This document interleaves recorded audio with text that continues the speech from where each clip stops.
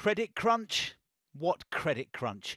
Back in 2008, some members of the give and take scheme were well and truly in the money, posing with cash. Members joined at meetings like this, held across South Wales and the southwest of England.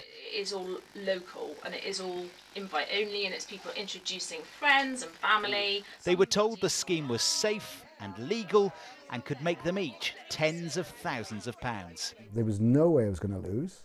Dave Goff was one of those who joined. He paid in £3,000 but lost every penny. The people at the top, which are a very few amount of people, have made a lot of money. The majority of the people, which are at the bottom of the pile, have lost everything.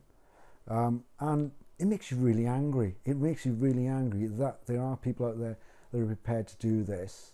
What do you say to the victims of the scheme? Now, after years of legal restrictions, we can finally report that 6 women have been convicted of operating and promoting the scheme. Hazel Cameron, on the phone here, pleaded guilty at Bristol Crown Court this week, along with Susan Crane and Mary Nash.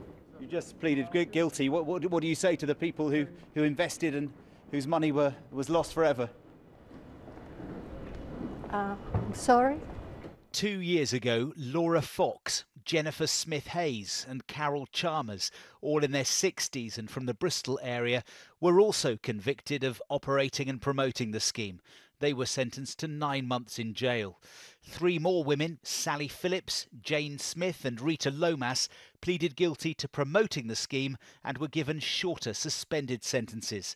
A 10th woman, Ralina Ewell, was found not guilty. Here's how it worked.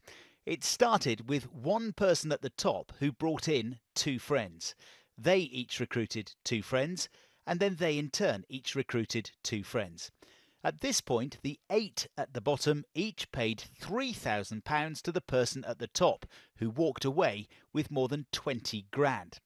If the ones at the top now are going to get their money, more members need to be recruited, and more and more. And very soon you will need millions of new members or the whole thing will collapse. The advice is don't get involved. I mean, the old adage, if something looks too good to be true, then it probably is really, really true here. There's no way you're going to make a lot of money out of the pyramid scheme unless you're one of the very few people that are lucky at the beginning of them.